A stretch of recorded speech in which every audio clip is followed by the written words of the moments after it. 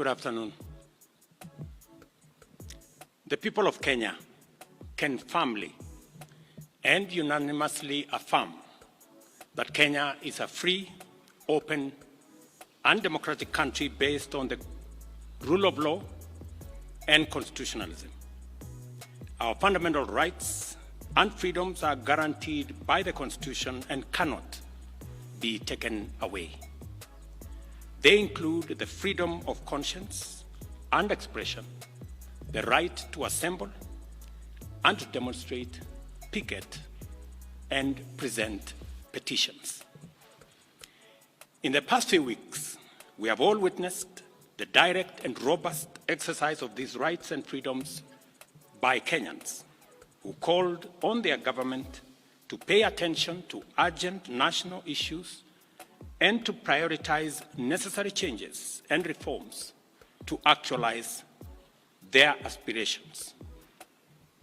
It is with deep regret that I have to say that many Kenyans lost their lives and others seriously injured as a result of disturbances occasioned by lawless activity during these protests. This is not how and where our democracy should proceed, and we must do all we can to ensure that this does not occur again in future. The government of Kenya will provide necessary support to all families and citizens who lost their loved ones. Unfortunately, there has been many instances of excessive, unlawful, dangerous, and harmful conduct during the demonstrations and engagements, as a consequence of which many persons have been arrested and charged in courts with various offenses.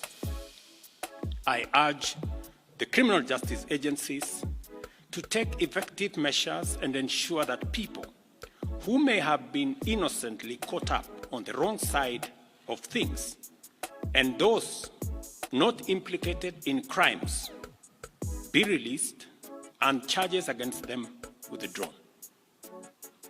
This will enable the agencies to focus their resources, efforts, and time in investigating and prosecuting serious criminal elements who took advantage of peaceful demonstrations to advance a dangerous agenda of lawlessness, anarchy, and mayhem.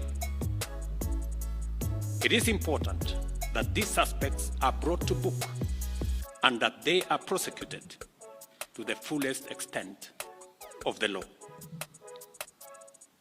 I also take this opportunity to affirm the constitutional authority and duty vested on our national security institutions to protect our country against internal and external threats to sovereignty, to lives of our people, our rights, freedoms, property, peace, stability, and prosperity, as well as our collective national interest.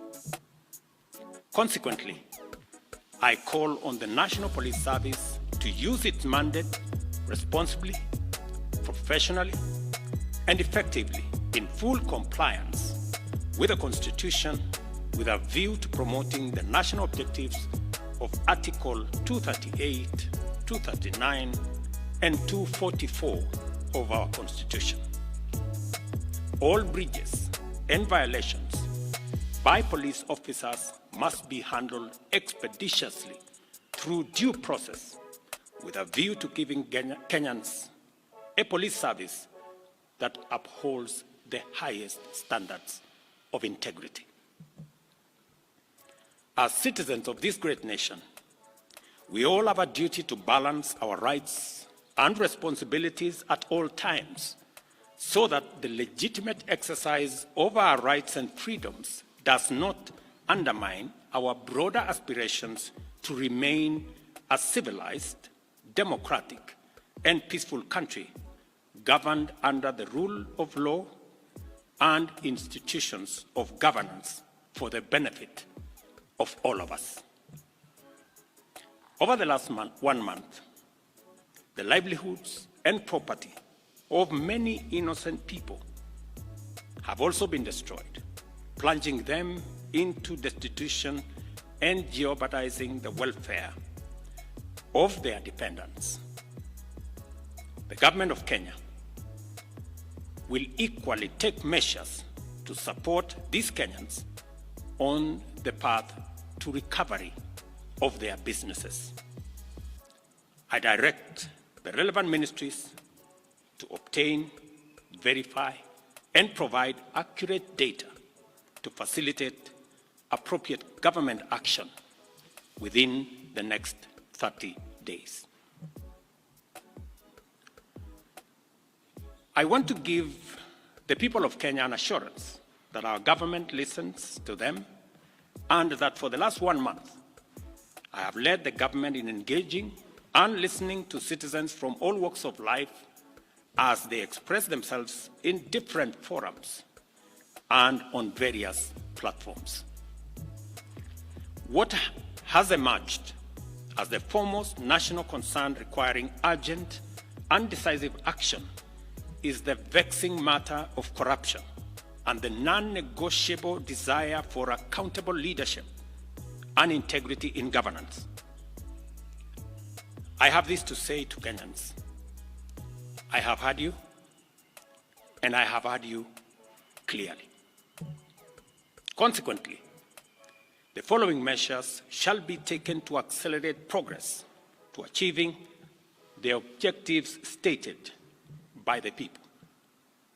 Number one, I will be proposing amendments to the Evidence Act and the Criminal Procedure Code, among other necessary legislative amendments to all statutes relating to corruption, to expedite investigations and prosecution of corruption and economic crimes cases, and provide for their conclusion within 6 months.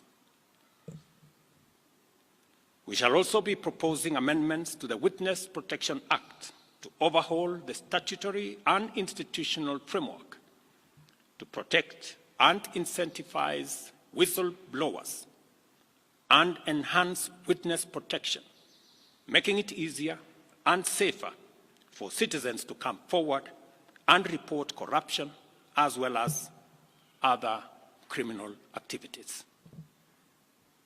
Number three, within 90 days, we shall propose amendments to the Public Finance Management Act and Public Procurement and Disposal Acts